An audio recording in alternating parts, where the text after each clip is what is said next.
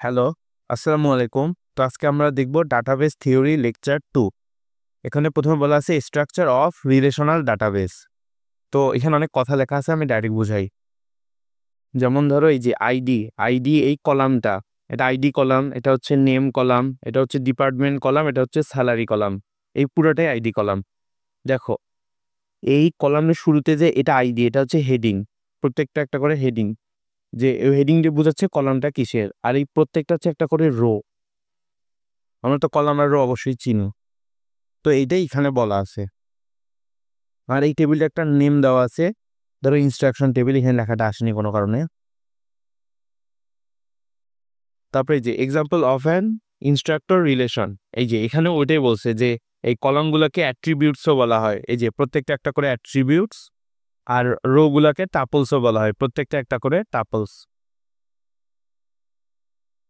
এখন relation sigma and instance. তো sigma এবং ইনস্টেন্স তো আগের লেকচারে আমরা পড়ছি। ইনস্টেন্স কি?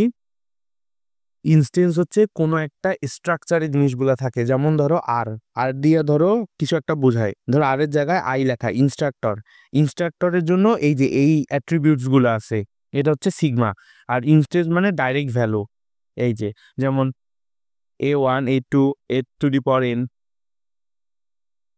যেমন A1 A2 AN, যেমন ধরো আইডি নেম ডিপার্টমেন্ট, এগুলো হচ্ছে শুধু অ্যাট্রিবিউটস। তারপরে রিলেশন আর আনঅর্ডার্ড। আনঅর্ডার্ড মানে কি? দেখো এখানে রিলেশনগুলো তুমি যে কোনোভাবে এন্ট্রি করতে পারো। যেমন স্যালারি ওয়াইজও এন্ট্রি করতে হবে না, আবার আইডি ওয়াইজ এন্ট্রি করতে হবে না, আবার নেম ওয়াইজ অ্যালফাবেটিক্যাল ওয়াইজও এন্ট্রি করতে হবে না, যে কোনো অর্ডারে থাকতে পারে। যে কোনো অর্ডারে থাকতে পারে বলতে অ্যাসেন্ডিং ডিসেন্ডিং এমন কিছু থাকতে হবে এমনটা না, যে কোনোভাবে থাকতে পারে। এই ডাটাবেস সিগমা এবং ইনস্টেন্স।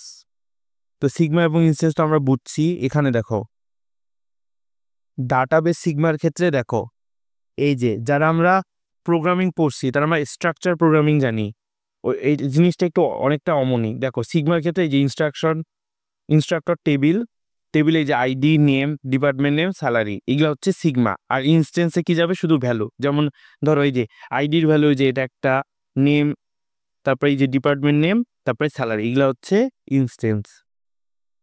এটা এখানে বোঝানো হয়েছে। এখন হচ্ছে কিজ। তো কিজটা বুঝতে হবে, যদি কি সম্পর্কে পরীক্ষা লিখতে দেয়, থিওরিক্যাল জিনিস লিখতে দিতে পারে। প্রথমে দেখো super key. Super key is a set of attributes within a table or relation. Those value can be used to uniquely identify a tuple. মানে একটা রোকে ইউনিকলি আইডেন্টিফাই করা যায়। এখন সুপার কি কত ভাবে হইতে পারে? সাধারণভাবে দেখো, একজন মানুষের এনআইডি কার্ড কিন্তু মানে দুইজন মানুষের এনআইডি কার্ড কখনোই সেম হয় না, তো এনআইডি কার্ড একটা সুপার কি। এখন এমপ্লয়ি নাম্বার, সেম ডিপার্টমেন্টে এমপ্লয়ি নাম্বারও সেম হয় না, ওই জন্য এমপ্লয়ি নাম্বারটা এখানে সুপার কি বলা হয়েছে। যদি ডিপার্টমেন্ট অনেকগুলো হইতো তখন এমপ্লয়ি নাম্বারটা সুপার কি হইতো না। এখন দেখো এনআইডি প্লাস এমপ্লয়ি নাম্বার, এটা অবশ্যই একটা সুপার কি, কারণ এটা ইউনিক হবে। কারণ এনআইডি তো নিজেই ইউনিক, ওর সাথে তুমি যেটাই যোগ করো আরেকটা ইউনিকই আসবে, সেম কখনো আসবে না। তারপরে এনআইডি প্লাস নেম সেম, তারপরে NID plus number plus employee name, ঠিক আছে এটাও। তারপরে যে employee name plus employee number, এটাও ইউনিক। কিন্তু শুধু এমপ্লয়ি নেম কি কখনো ইউনিক? যেমন মারিয়া নামে আরো একজন থাকতে পারে, তার এমপ্লয়ি নাম্বার আলাদা হইতে পারে, আর আমরা তো এনআইডি কাউন্ট করতেছি না। তো শুধু এমপ্লয়ি নেম কিন্তু সুপার কি না, এটা এখানে বোঝানো হয়েছে। এখন দেখো candidate key. Candidate key is a possible unique ID for each row in a table. এখন দেখো ক্যান্ডিডেট কি কি কি হইতে পারে। যেমন ধরো এমপ্লয়ি এনআইডি, এটা তো অবশ্যই ইউনিক, এই জন্য এটা হচ্ছে ক্যান্ডিডেট কি। এমপ্লয়ি নাম্বার, এটাও ইউনিক, ক্যান্ডিডেট কি। কিন্তু এমপ্লয়ি নেম কোনোভাবে ক্যান্ডিডেট কি হইতে পারে না, সেম নাম দুইজনের হইতে পারে, এই জন্য এমপ্লয়ি নেম ক্যান্ডিডেট কি হইতে পারবে না। তো এই দুইটা হচ্ছে ক্যান্ডিডেট কি। এখন এই ক্যান্ডিডেট কি থেকে পরে আমরা প্রাইমারি কি সেট করি, যেমন এই টেবিলের জন্য যে কোনো একটা কিকে আমার প্রাইমারি ধরতে হবে। এখন আসো প্রাইমারি কি। এখন ধরো প্রাইমারি কি এর দুইটা ফিচার আছে, এটা হচ্ছে ইউনিক ভ্যালু হইতে হবে এবং নট নাল। প্রাইমারি কি ভ্যালুটা নট নাল দেওয়া যাবে না। যদি আমি বলি যে এমপ্লয়ি এনআইডিটা আমার প্রাইমারি কি, এখানে কোনোভাবে একটা নাল ভ্যালু দেওয়া যাবে না। এই যে এখানে দেখো, এখানে যে তিনটা আছে, employee name, employee number, employee NID, এর মধ্যে এমপ্লয়ি এনআইডি এবং এমপ্লয়ি নেম এই দুইটা কিন্তু ক্যান্ডিডেট কি ছিল, এই দুইটার মধ্যে যে কোনো একটাই প্রাইমারি কি হইতে পারবে।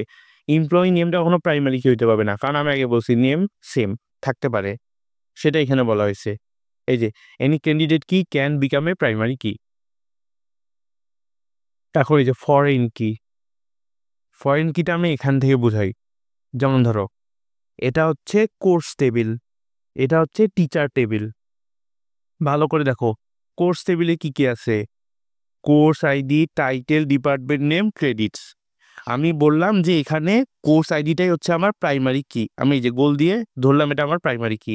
এখন টিচার টেবিলে আসো, teacher ID, course ID, section ID, semester, year. এখানে টিচার টেবিলে আমার টিচারের আইডিটাই হচ্ছে আমার প্রাইমারি কি, তো আমার এখানে এটা প্রাইমারি কি, এখানে এটা প্রাইমারি কি। দেখো টিচার্স টেবিলেও কিন্তু কোর্স আইডি আছে, এই কোর্স আইডিটা কিন্তু এখানে প্রাইমারি কি না, কিন্তু কোর্স টেবিলে আবার কোর্স আইডিটাই প্রাইমারি কি। তো এই কোর্স আইডিটা তো এখানে প্রাইমারি কি, কিন্তু এখানে এটা কি, এখানে এটা হচ্ছে ফরেন কি। আশা করি কনসেপ্টটা ক্লিয়ার হয়েছে।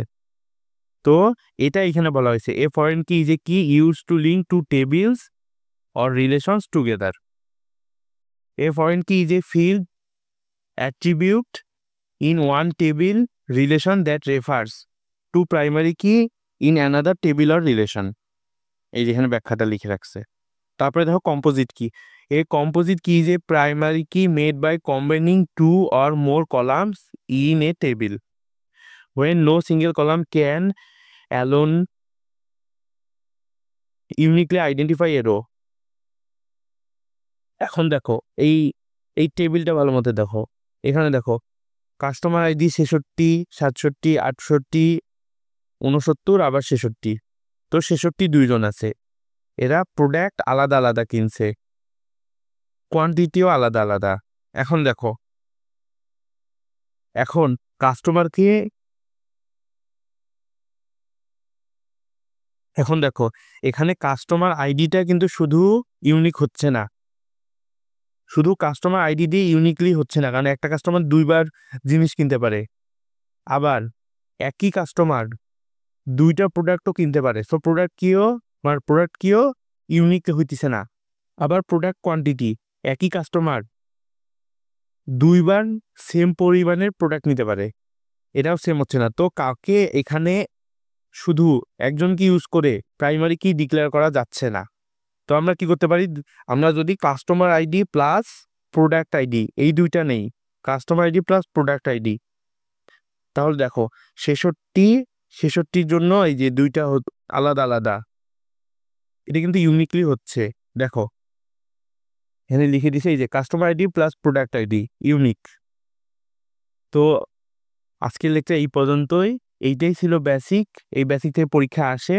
তো এরপরের লেকচার আমরা রিলেশনাল অ্যালজেব্রা দেখব, যেটা মোস্ট ইম্পর্টেন্ট, এবং আমি প্র্যাকটিস করাবো, আমার কুইজে যেটা ছিল সেই কোশ্চেনও দিয়ে রাখবো। তো আজকের লেকচার দেখার জন্য সবাইকে ধন্যবাদ।